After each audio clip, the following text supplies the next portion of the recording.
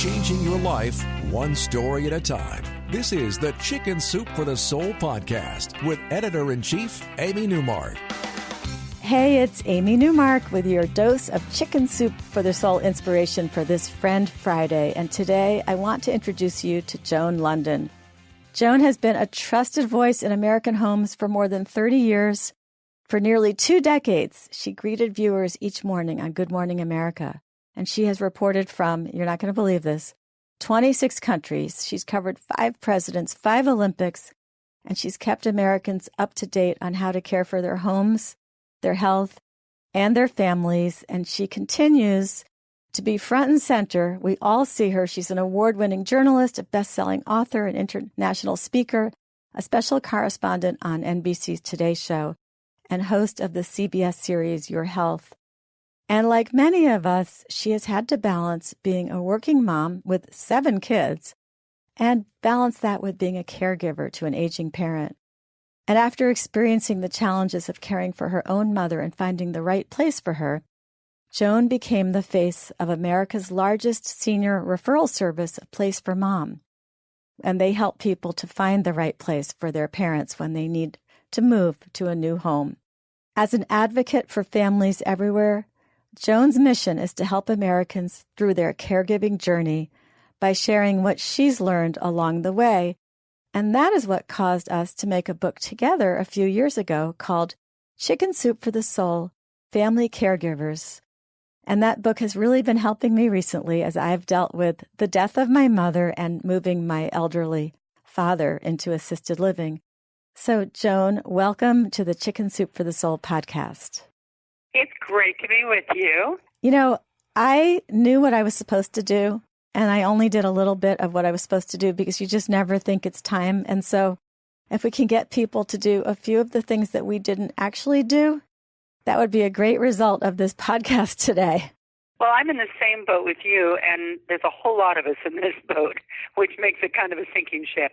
You know, I was struck by the fact that I was someone who did all the interviews and interviewed all the experts, and yet I didn't really have a plan in place.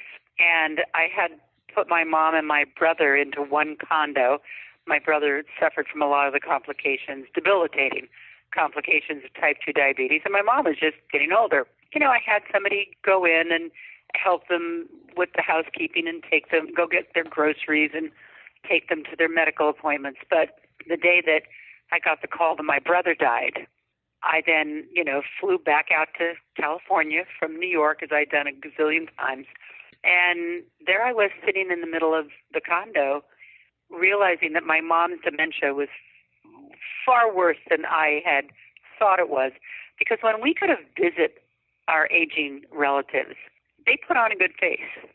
You know, they clean things up, they dress themselves up, and like, we're fine, don't, move us anywhere. And we go in, to be completely candid and honest, we go in with blinders because we don't really want to see that they aren't really able to take care of themselves anymore, because we know that that's going to change our lives. And instead, in the last few times that I'd gone to see my mom and my brother, the signs were there. I should have paid more attention, and I should have sat them down, and we should have had a great plan. And by walking down that path, going down that journey, I made a lot of mistakes. And at one point I just said to myself, you know what, it shouldn't be this hard. And if we would have just planned ahead, it wouldn't have been so hard. It's much harder if you stick your head in the sand and you wait until that day that you get that call. Someone's fallen and broken their hip, one parent dies, the other one can't remain living alone. Whatever it is, that call propels you into the world of caregiving, senior care, and you're not prepared and you're not ready. Look, you and I wrote a book together and you still didn't do it. The only thing I managed to do was I did, and it took a whole year because, gosh, they move so slowly. They're so hard. It's so hard to get them to do anything. But I did get my parents to prepare their wills. And as my mother was going to the hospital in the ambulance, she said to her aide, "I'm so glad I have a will So at least that was out of the way. But I hadn't done the simplest thing, which I keep telling to everybody, please do this. Make what I would call a grab and go document, which has their medications, their Medicare card, their supplemental insurance card. Yep. Because when you're in the hospital and your mother is dying, you can't remember when she had her heart surgery, and you don't know what medications she's on, and you don't remember anybody's phone number, and you're just a mess. And you know what, Amy? Stop and think about it. Most of us have some sort of filing system in our home.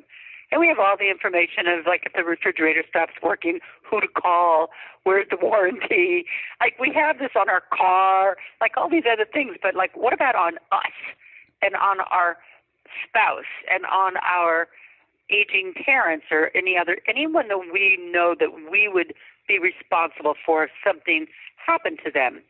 And, you know, a lot of times when I go out and I have this discussion with people say, well, I have a will. My parents have a will. And I said, that's for what happens after they're gone.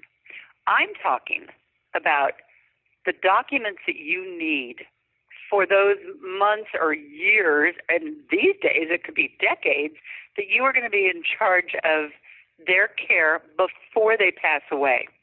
And I always suggest a grab and go like you have, all the meds that they're taking and who prescribed them, and all the names of all their doctors and their major surgeries that they've had throughout their lifetime.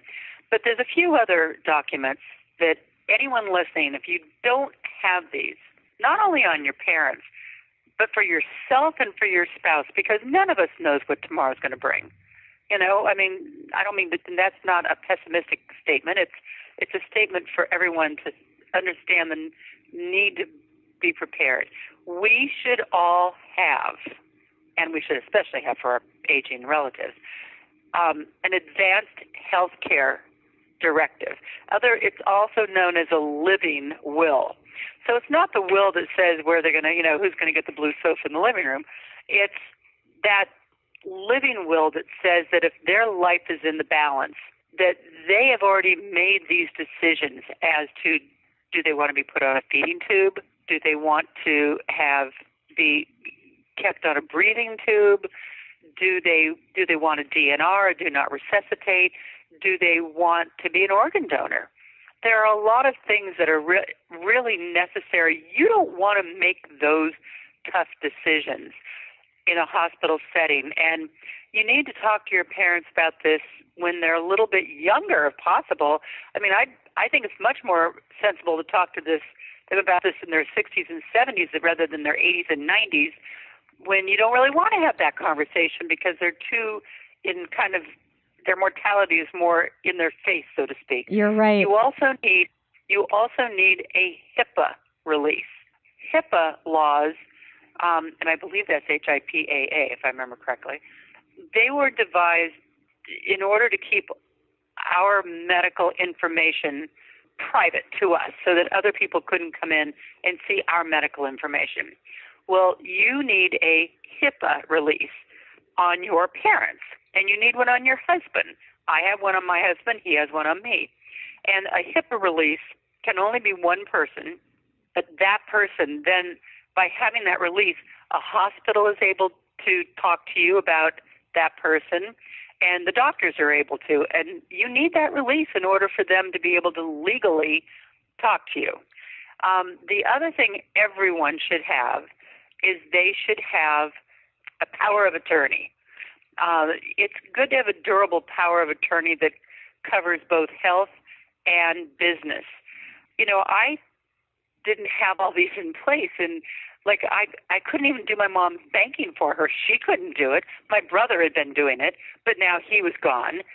And even her Social Security checks were going into her bank account, but I was the one that was going out finding an assisted living place for her to live that was very expensive, and I was paying it, and I couldn't even touch the money that was coming into her that had been put there by her long-term health care and Social Security that was supposed to be going to pay for that.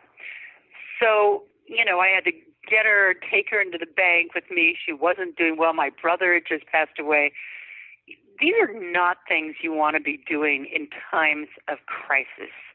If you do these ahead of time, You don't make decisions, you don't make bad decisions. And a lot of people listening might say, oh yeah, right, like I'm going to get my parents to talk about this. But the way we got my husband's parents to do this, because they were resistant, is that we started doing it. And Jeff said, you're always out talking about this. Do we have these papers on each other?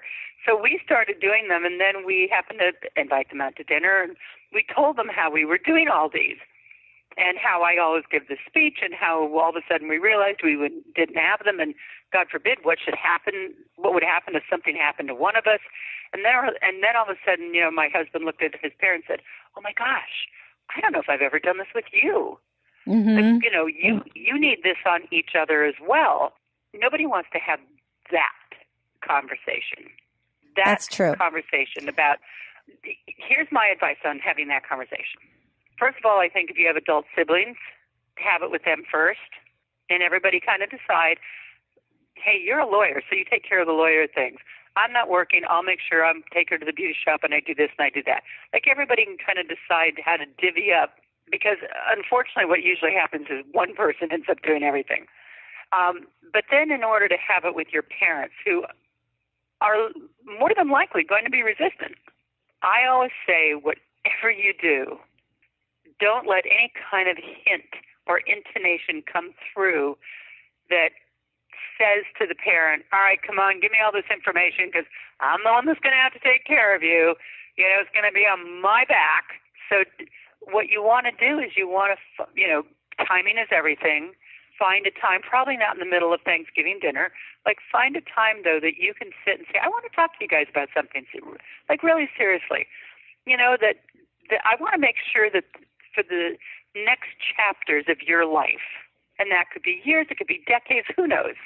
I want to make sure that your lives unfold the way you want them to, and I want to be able to participate in making that happen for you. So let's talk about how you see yourself living once, you might not be able to take care of the house anymore. The way that we did it in our family was that it gave my parents an opportunity to see my brother and me over and over and over again.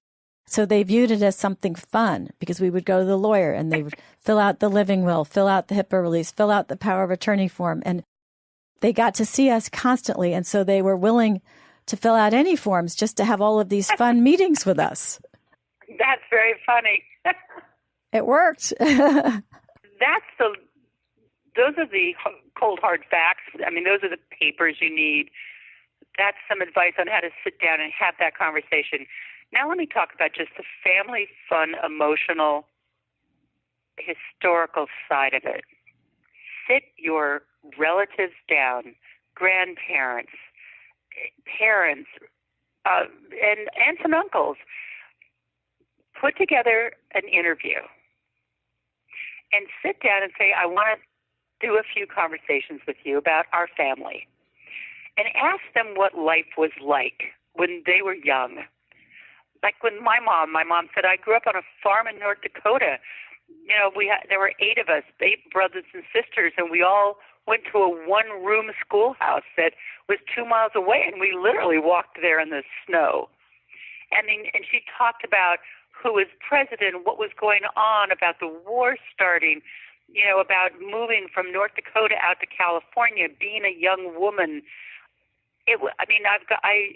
With my dad. My dad, of course, I lost my dad when I was only 13. He was a physician, a cancer surgeon, but he had died in a plane crash.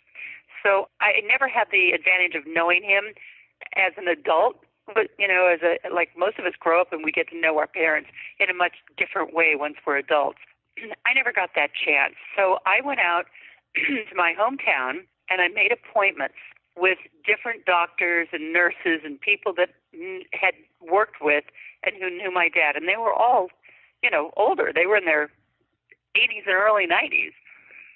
You can set up a little camera if you have a video camera. And if you don't, do it on your phone. And then just download it to your computer, and you can put it on a little, USB cord or, on a hard drive. And do an interview.